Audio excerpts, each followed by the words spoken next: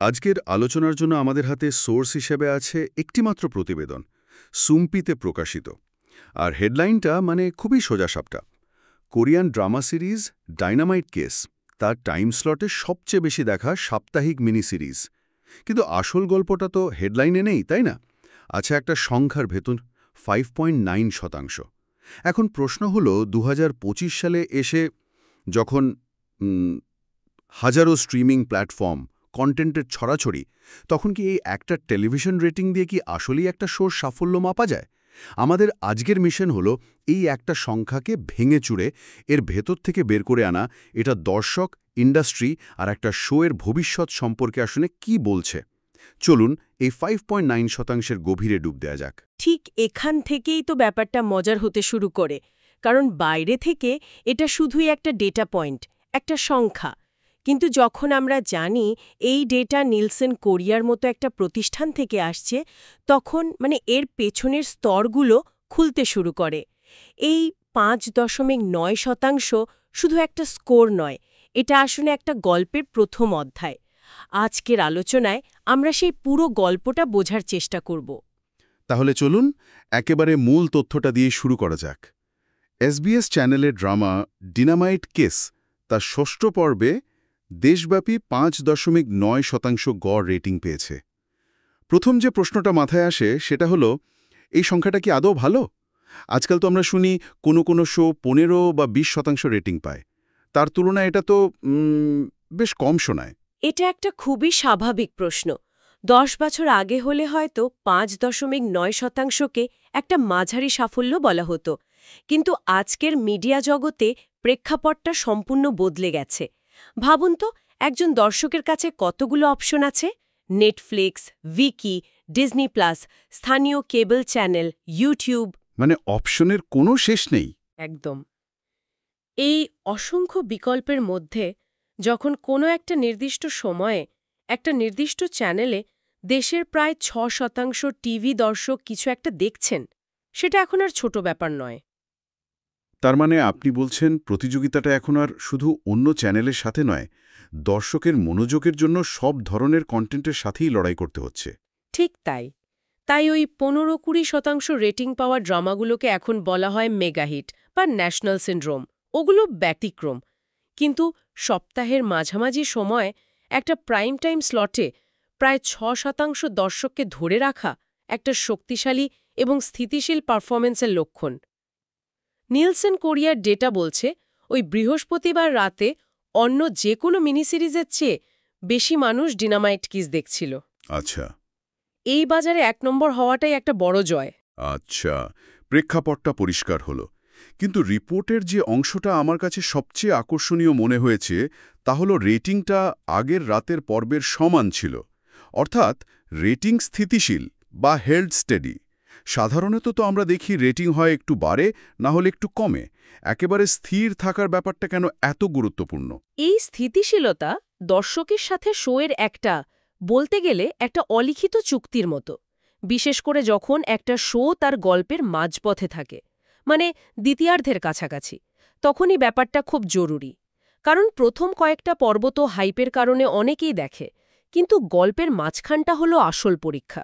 সেখানেই দর্শক ধরে রাখার চ্যালেঞ্জটা আসে। একদম।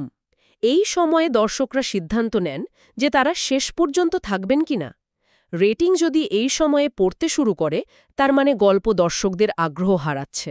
কিন্তু আমার মনে একটা প্রশ্ন আসছে, এই স্থিতিশীলতাকে কি অন্যভাবেও দেখা যায়? যেমন এটাকে কি স্থিবিরতা বা স্ট্যাগনেশন হিসেবেও ব্যাখ্যা করা যায় না? এর মানে কি এই নয় যে শোটি নতুন কোনো দর্শক টানতে পারছে না বা কোনো বাজ তৈরি করতে পারছে না? এটা একটা চমৎকার পয়েন্ট, এবং এটাই স্থিতিশীলতার মুদ্রার অপর পিঠ। অবশ্যই প্রত্যেক প্রযোজকই চান রেটিং বাড়তে থাকুক, কিন্তু গল্পের মাঝপথে প্রথম লক্ষ্যটা বৃদ্ধি নয়, বরং ক্ষয় রোধ করা। ভাবুন তো, এটা একটা ম্যারাথন দৌড়ের মতো। আচ্ছা। প্রথম দিকে আপনি উৎসাহে দৌড়ান, কিন্তু মাঝের পথটা হলো সবচেয়ে কঠিন, যেখানে আপনাকে শুধু নিজের গতিটা ধরে রাখতে হয়। এই শো ঠিক সেই কাজটাই সফলভাবে করছে। দর্শকেরা যারা গল্পটা শুরু করেছিলেন, তারা এখনও এর সাথে আছেন। এটা প্রমাণ করে যে প্রাথমিক আকর্ষণটা একটা মজবুত বর্ণনায় রূপান্তরিত হতে পেরেছে।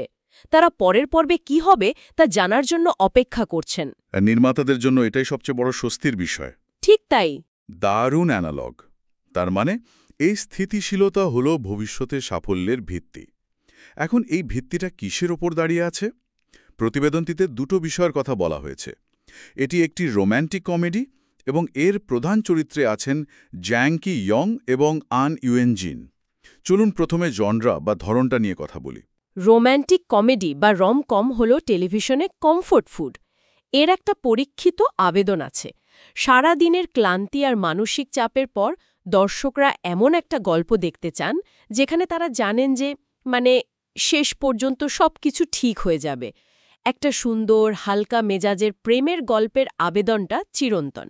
আর এই ধরনের গল্পের জন্য তো এখনও বহু দর্শক প্রথাগত টেলিভিশনের উপরই ভরসা করেন, তাই না?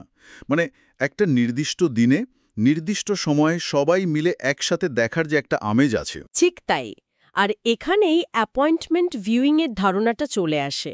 আজকের অন ডিম্যান্ডের যুগেও একটা নির্দিষ্ট সময়ে কোনো শো দেখার জন্য অপেক্ষা করার পেছনে একটা মনস্তাত্ত্বিক কারণ আছে। এটা একটা সামাজিক অনুষ্ঠানে পরিণত হয়।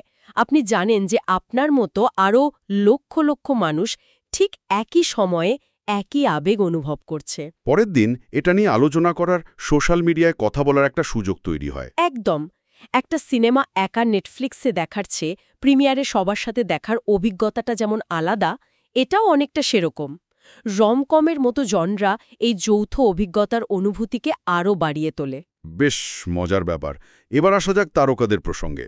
জ্যাং কি ইয়ং এবং আন ইউন জিন দুজনে পরিচিত মুখ এবং তাদের আগের কাজগুলো now we are breaking up এবং মাই ডিয়ারেস্ট বেশ জনপ্রিয়। এই 5.9%-এর পেছনে তাদের ভূমিকা কতটুকু? তাদের ভূমিকা বিশাল, তবে একটা নির্দিষ্ট পর্যায় পর্যন্ত। তারকাদের ড্রয়িং পাওয়ার বা আকর্ষণ করার ক্ষমতা কাজ করে মূলত প্রথম কয়েকটা পর্বে।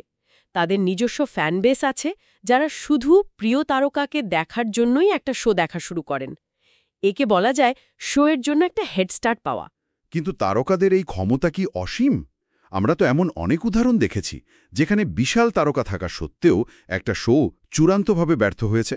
তাহলে কি ব্যাপারটা এমন যে তারকারা দর্শকদের দরজা পর্যন্ত নিয়ে আসেন, কিন্তু প্রথম 2 পর্বের পর গল্প আর রসায়নকেই পুরো দায়িত্বটা নিতে হয়? আপনি একদম কোর পয়েন্টটা ধরেছেন। তারকারা হলেন পার্টির নিমন্ত্রণপত্র। সে আমন্ত্রণ পেয়ে অতিথিরা আসেন। কিন্তু পার্টি যদি বিরক্তিকর হয়, তাহলে নিমন্ত্রণ যেই করুক না কেন, অতিথিরা বেশিক্ষণ থাকবেন না। হা, ঠিক। ইয়নজিনকে দেখার জন্য এসেছিলেন, তারা এখন গল্পের আকর্ষণে থেকে গেছেন। এর মানে প্রধান জুটির মধ্যে যে রসায়ন বা কেমিস্ট্রি, সেটা দর্শকদের কাছে বিশ্বাসযোগ্য মনে হচ্ছে। আর একটা রমকমের জন্য এটাই গল্পের প্রাণ।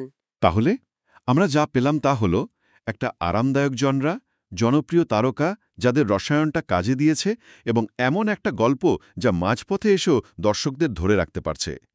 এই সবগুলোকে একসাথে করলে আমরা কি ছবি দেখতে পাই? বিশেষ করে সম্প্রচারকারী নেটওয়ার্ক এসবিএস-এর দৃষ্টিকোণ থেকে এর তাৎপর্য কি? এসবিএস-এর জন্য এটা একটা নিশ্চিত সাফল্য, কিন্তু এর চেয়েও গভীর তাৎপর্যটা লুকিয়ে আছে বিজ্ঞাপনদাতাদের দৃষ্টিকোণে। একটু অন্যভাবে ভাবা যাক। এখানে আসল গ্রাহক শুধু দর্শক নয়, বিজ্ঞাপনদাতারাও। তাদের জন্য একটা শোয়ের রেটিং 10% থেকে লাফিয়ে 4%-এ নেমে যাওয়ার চেয়ে প্রতি সপ্তাহে নির্ভরযোগ্যভাবে 5.9% দর্শক পাওয়া অনেক বেশি মূল্যবান। এখানে মূল আকর্ষণটা হল প্রেডিক্টেবিলিটি বা পূর্বাভাসযোগ্যতা। ঠিক ধরেছেন, কারণ বিজ্ঞাপনদাতাদের কাছে অনিশ্চয়তা মানেই ঝুঁকি। তারা এমন একটা শোতে তাদের অর্থ বিনিয়োগ করতে চান যেখানে তারা জানেন যে তাদের বিজ্ঞাপনটি কতজন মানুষের কাছে পৌঁছাবে। ডিনামাইট কেস তাদের সেই নিশ্চয়তাটা দিচ্ছে। তাই বলা যেতে পারে এসবিএস শুধু একটা ড্রামা বিক্রি করছে না, তারা ব্র্যান্ডগুলোর কাছে একটা গ্যারেন্টি সহ দর্শক গোষ্ঠী বিক্রি করছে। আর আজকের বাজারে এই নির্ভরযোগ্যতাটাই সবচেয়ে দামি পণ্য। একদম। এটা সত্যিই একটা দারুণ দৃষ্টিভঙ্গি। ভাবলে অবাক লাগে, আমরা শুরু করেছিলাম একটা সাধারণ 5.9% রিপোর্ট দিয়ে, আর এখন আমরা কথা বলছি দর্শক ধরে রাখার মনস্তত্ত্ব, তারকাদের ক্ষমতার সীমা আর টেলিভিশনের পুরো ব্যবসায়িক মডেল নিয়ে। এবং ডিনামাইট কেসের আসল পরীক্ষা এখনও বাকি। শোটি কি এই স্থিতিশীলতা ধরে রাখতে পারবে, নাকি এর ওপর ভিত্তি করে রেটিং আরও বাড়াতে পারবে? অনেক সময় দেখা যায় যে শোগুলো প্রকৃত অর্থে সফল হয়, সেগুলোর রেটিং শেষের দিকে মুখের কথায় বা ওয়ার্ড অফ মাউথের কারণে আরও বাড়তে থাকে। যখন দর্শকরা তাদের বন্ধু বা পরিবারকে শোটি দেখার জন্য সুপারিশ করতে শুরু করে, হ্যাঁ, ঠিক তখনই রেটিংয়ে একটা বড় লাফ দেখা যেতে পারে। অর্থাৎ এই স্থিতিশীলতা হলো একটা লঞ্চপ্যাড। এখন দেখার বিষয় নির্মাতারা এই ভিত্তি থেকে রকেটটা কতটা উঁচুতে পাঠাতে পারেন। একদম। শেষ কয়েকটি পর্বে গল্পের ক্লাইম্যাক্স এবং আবেগঘন মুহূর্তগুলো যদি দর্শকদের মন জয় করতে পারে, তাহলে এই ৫.৯% সহজেই ৭ বা ৮% পৌঁছাতে পারে, যা আজকের বাজারে একটা বিশাল সাফল্য হিসেবে গণ্য হবে। এই পুরো আলোচনাটা আমাদের একটা বড় প্রশ্নের সামনে দাঁড় করিয়ে দেয়। আমরা এতক্ষণ ধরে শুধুমাত্র কোরিয়ান টেলিভিশন রেটিংয়ের উপর ভিত্তি করে কথা বললাম, কিন্তু গল্পের কোন অংশটি আমাদের চোখের আড়ালে থেকে যাচ্ছে? এটাই এখনকার মিডিয়া ইন্ডাস্ট্রির সবচেয়ে বড় প্রশ্ন। আমরা শুধু জানি যে কোরিয়ার ভেতরে টেলিভিশনে কতজন মানুষ এটি দেখছেন, কিন্তু যারা বিভিন্ন স্ট্রিমিং সার্ভিসের মাধ্যমে সারা বিশ্বে এই শো দেখছেন, তাদের সংখ্যাটা কত? ঠিক তাই। যদি আমাদের কাছে বিশ্বব্যাপী স্ট্রিমিং ডেটা বা সোশ্যাল মিডিয়ার আলোচনার পরিসংখ্যান থাকত, তাহলে এই শোয়ের সাফল্যের ছবিটা কি সম্পূর্ণ অন্যরকম দেখাতো? হয়তো এটি কোরিয়ায় একটি মাঝারি মানের হিট, কিন্তু আন্তর্জাতিকভাবে এটি একটি বিশাল ঘটনা। টিকটকে এর ক্লিপগুলো হয়তো মিলিয়ন মিলিয়ন ভিউজ পাচ্ছে, বা টুইটারে এটা নিয়ে রোজ ট্রেন্ডিং হ্যাশট্যাগ চলছে। অথবা এর উল্টোটাও হতে পারে। এমনও হতে পারে যে শোয়ের হাস্যরস বা আবেগগুলো এতটাই কোরিয়ান সংস্কৃতি কেন্দ্রিক যে তা আন্তর্জাতিক দর্শকদের কাছে তেমন আবেদন তৈরি করতে পারছে না। এখানেই সাংস্কৃতিক নির্দিষ্টতা বনাম বৈশ্বিক আবেদন এর বিতর্কটা চলে আসে। সব মিলিয়ে এই আলোচনাটা একটা মৌলিক প্রশ্ন তুলে ধরে। 2025 সালে এসে একটি শোকে হিট বলার আসল মাপকাঠি কি? একটি দেশের একটি মাত্র টেলিভিশন রেটিং কি এখনও সবচেয়ে গুরুত্বপূর্ণ পরিমাপক, নাকি সাফল্যের আসল চিত্রটা এখন হাজারো ভিন্ন ভিন্ন ডেটা পয়েন্টের মধ্যে ছড়িয়ে ছিটিয়ে আছে, যা সারা বিশ্বজুড়ে ছড়িয়ে থাকা দর্শকদের সম্মিলিত কণ্ঠস্বরকে তুলে ধরে? এটা একটা ভাবনার বিষয়।